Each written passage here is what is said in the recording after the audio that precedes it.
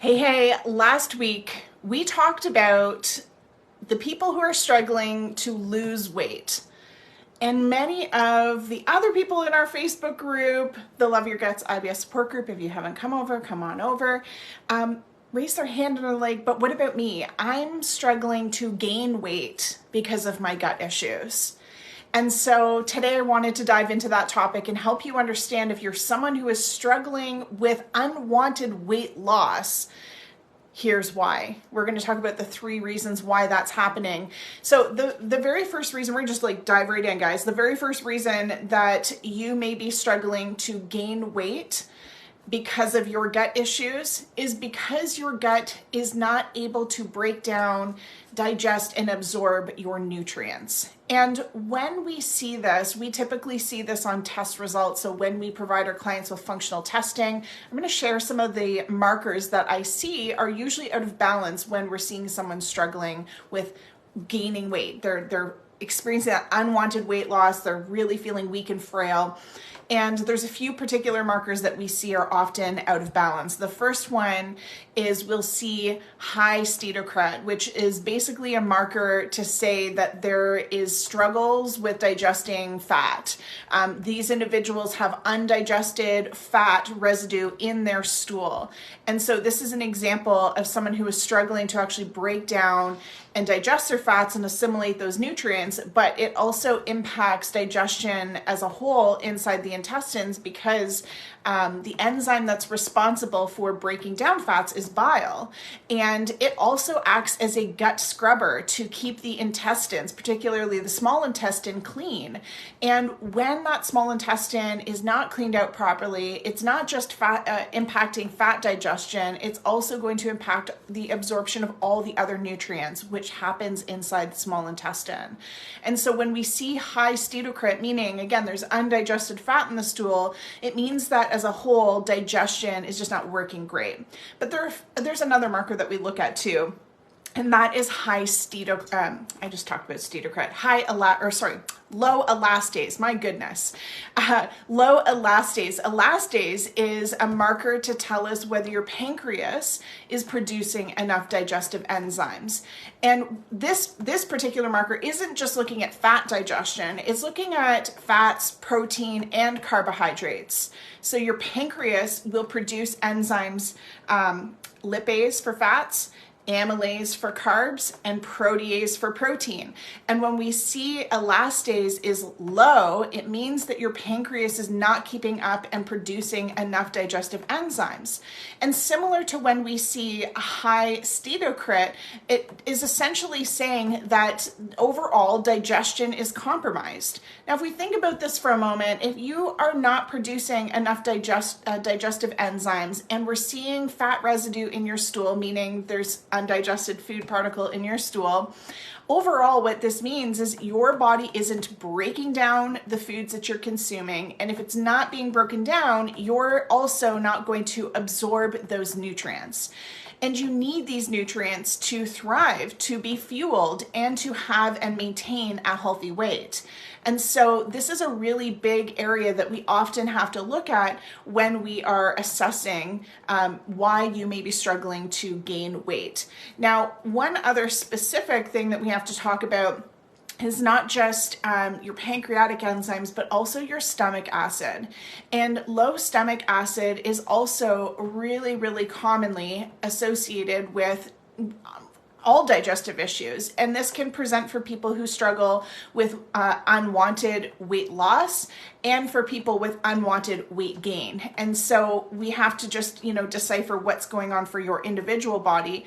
But low stomach acid is another marker that can indicate that the gut is compromised. You're going to struggle to break down your protein.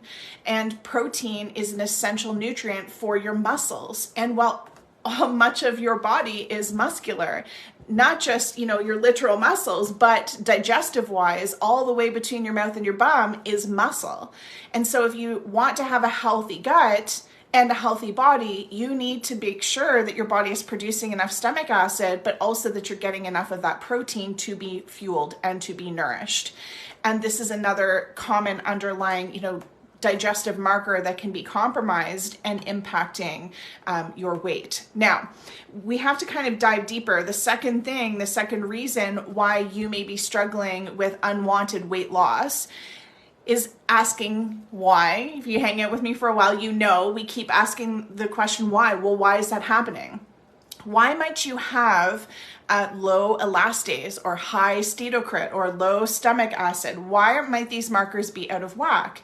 And this is where we go to infections. But today I want to talk about some really specific infections that we see behind unwanted weight loss. And the first one is parasites, and the second one is H. pylori.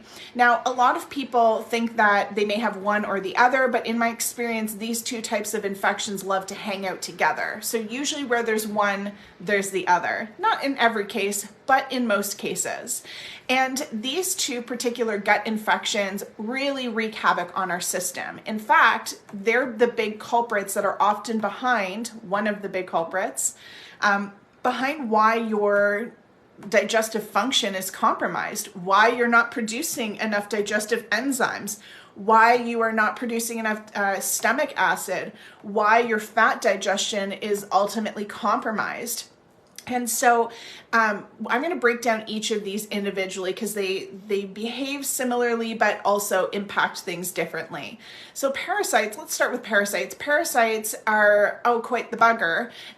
They will suppress your stomach acid. And part of the reason why that happens is that stomach acid is not just used to break down protein in foods, but it also acts as a defense system for the body. And it helps to keep infections out. And so, parasites like H. pylori are very smart and will turn off your body's function of producing digestive enzymes and stomach acid. It really compromises that function. And this allows them to then take over and live in your gut rent-free, essentially. They're like, hey, it's warm in here. They're going to feed me rent-free. I think I'll stay, right? And so they start to eat your nutrients and leave you with the scraps, right? Bastards. And so this is a big reason why, whether you're struggling with unwanted weight loss or weight gain, but digestive issues as a whole, why so many people end up feeling fatigued and weak and just malnourished, because there's often a gut infection that is leaving you malnourished.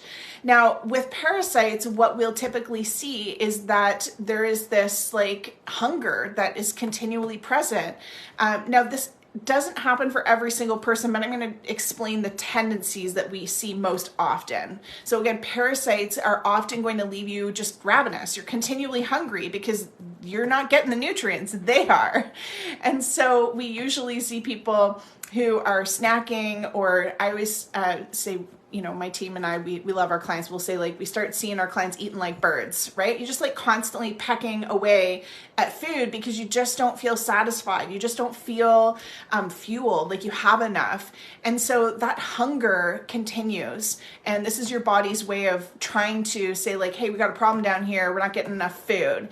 And it's very confusing for you because you're but I'm eating more than enough. I'm probably eating too much and I'm still not gaining weight. Why is this happening?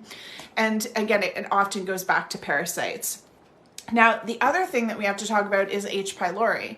And H. pylori is very similar to parasites in that they will also suppress your enzyme production, again, as a defense mechanism so that they can thrive, so that they can take over. Now, H.